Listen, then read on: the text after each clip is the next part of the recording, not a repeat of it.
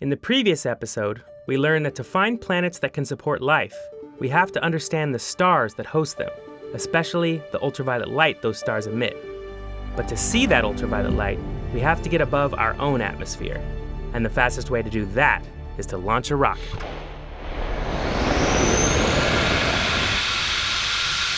We're here in Australia, and we're gonna launch some rockets. We're following two NASA rocket missions as they try to understand how stars make the planets around them suitable for life. I'm Miles Hatfield, and in this episode, we're going to see what it takes to get a sounding rocket into space. If you ask me, sounding rockets are NASA's true MVPs. Their name comes from the nautical term to sound, meaning to measure. No astronauts here. These rockets specialize in carrying scientific instruments. They take short flights, spending just a few minutes in space before falling back to the ground for recovery. Scientists can then relaunch the same instruments again, and again, and again, adapting them to new purposes. It makes sounding rocket missions far less expensive than other alternatives, and a lot faster to develop, too. Many scientific firsts are achieved with sounding rockets because of their quick turnaround time.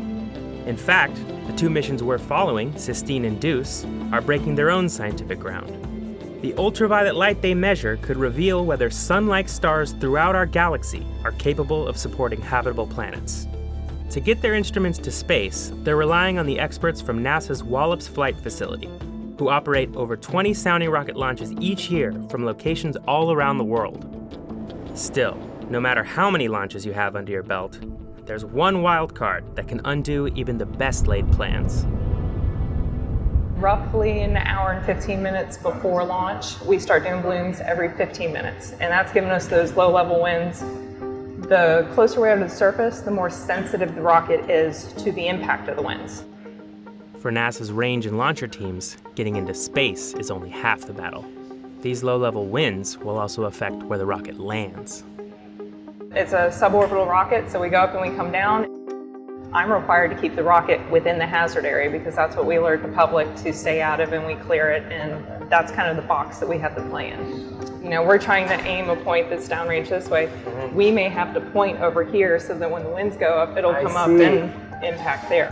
Using computer simulations, the launch team has figured out exactly how much wind the rocket can take without risking being blown off course. As launch approaches, Brittany keeps a close eye on the real-time wind measurements to be sure they stay within an acceptable range. But it gets really exciting. In the final 2 minutes, you will see me and Mike with our eyes glued to that monitor and my finger on the button for my comms. You know, we're the ultimate safety authority. It's our judgment call if the winds are trending out or if that was just a random data point and we can proceed. Once the rocket is in the air, a whole slew of internal systems need to kick into high gear. I caught up with the Sistine science team as they were running the final sequence tests, simulating everything that will happen during the flight. We simulate starting about 10 minutes before the launch itself, and we run through all of the steps you would, exactly as you would. And the countdown clock has started. 90 seconds here, where we're about to hit T-minus 90, is my favorite part on launch night, which is where they're polling for the final go. Go.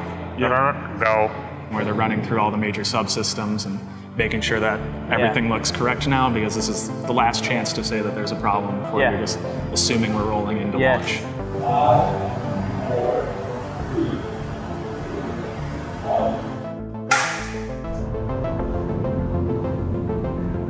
First stage would have ignited first, and it's already burned out by 6 seconds.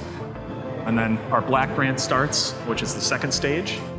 As you're launching, you want to be spun up, but then you want to stop that spin once you're observing. What would happen if you guys didn't stop spinning? Would probably be catastrophic. Let's hope that doesn't happen. And we prepare for the shutter door to open. Whoa. There it is. So shutter door opens. Towards the center there, this black camera is our star tracker. And so that right now is figuring out where it is in the sky and then driving us over towards our target. There you can see our big primary mirror. And then this kind of X structure you see up front is holding our secondary mirror, so the second optic in our telescope. And now we're hopefully celebrating. or talking about whatever went wrong during the flight at the same time. Yes. Once the payload has been fully tested and confirmed ready for flight, they bring it down from the payload assembly building to the launch rail, where it will be connected to the motors. This is the last place this experiment will sit on land before it launches into space. As night falls over the Arnhem Space Center, it's time to hope for good weather. If all goes well, we'll soon be high above it. Next time, the thing you've all been waiting for. It's gonna get pretty loud.